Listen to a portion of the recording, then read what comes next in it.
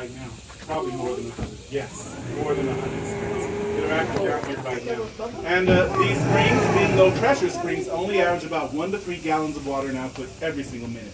I'm a tall guy, about 6'4". If I dive down there right now and put my arm in that limestone silt, I can wave it around like this, and I don't touch anything solid. Now, if I go down all the way to my shoulder, I can barely touch the limestone down there beneath the solid limestone. So it looks solid, but it's not. We're quite a ways down. So this is actually a porous spring bed. So it's a big piece of limestone down there with a bunch of holes in it.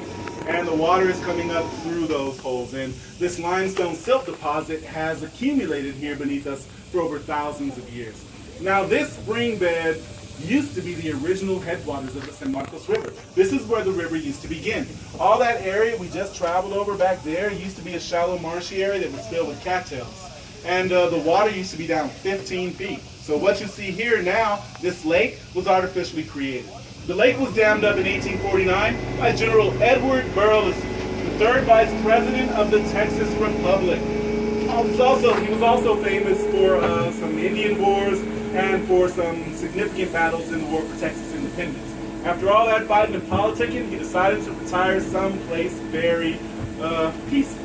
Here, he built a house up here on the hillside and decided he was going to buy the headwaters of the river, which began right here.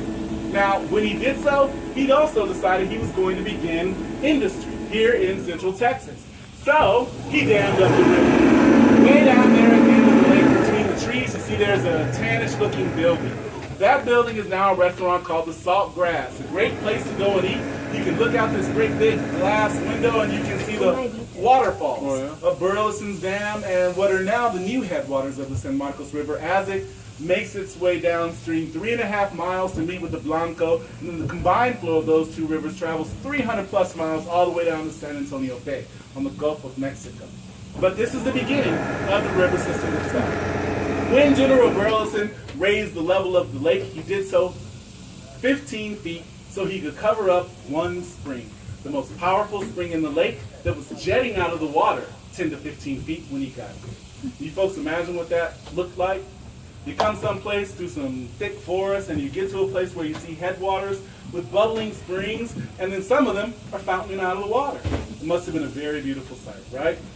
So, beneath us is the original riverbed of the San Marcos River. If you look over here to the right, out the side of the boat, you can see it's very rocky down there as well. This part, not so much, but we're getting to the rocky part because this is where raw water flowed at a pretty quick pace for many, many tens of thousands, hundreds of thousands of years before General Burleson dammed it up.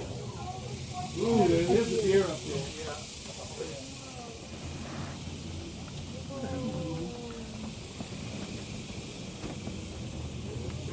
Okay, seeing that deer reminds me that we're actually straddling the border of two ecological zones. Over here where this hillside is, this is the Balcones Escarpment, and it's the first hill on the eastern side of the Texas Hill Country. The Texas Hill Country is a semi-arid ecological region, and it is qualitatively different from the landscape over here. The landscape over here to our left, to the east, is known as the Blackland Prairie. And this is where you can grow stuff in some parts. It's very clay and rocky-ish for a ways here still because it's a transition zone between two ecological zones. But further to the east there, just a bit further, a mile or two, the ground is qualitatively different. You can grow more plants at the east side on the Blackland Prairies. The Blackland Prairies, you can see scorpions, big old spiders like that big, right? You don't see those over here on the west side. Over here on the west side, I've been stung by scorpions 3 times. Wow. Over here on the east side, you don't see any scorpions. Over here, like you just saw, we just saw a deer. That was very nice. Over there, you don't see any deer, right? So they're ecological zones. The landscape is different and the vegetation is generally different where people have it modified. What is that?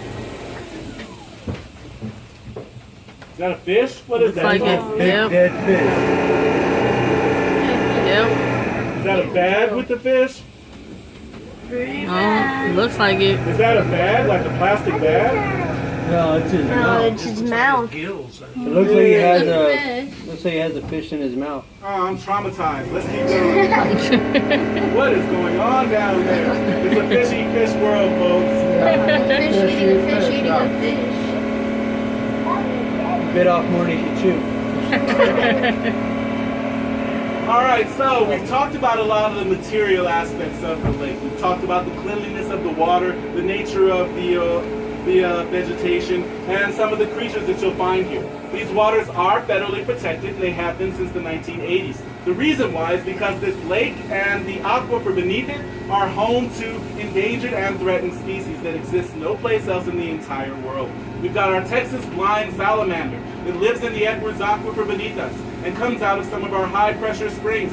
That creature exists no place else in the world. The San Marcos salamander lives under a lot of these rocks and boulders we've been passing under. And that creature lives here in the lake and also along the spring run, the first couple of miles of the San Marcos River. Another smaller creature called a fountain darter is a fish without a swim Turtle. meaning it can't float in the water like other fish do and swim. The fountain darter actually crawls around on the bottom of the lake, and it's really, really small. But you can see these three creatures in our aquarium in Spring Hall, which is around the headwaters of the San Marcos River. But besides being a material resource, this lake and the San Marcos River is also a cultural resource. Beneath us is the archaeological excavation site of Dr. Joel Shiner, a scientist who came here in 1978 and dug through 1983. Dr. Shiner dug down in this area beneath us a total of 15 feet in an area about the size of a two-car garage. In over 5 years, he uncovered hundreds of thousands of artifacts. Among those artifacts in the uppermost layer, they found thousands of bottle caps.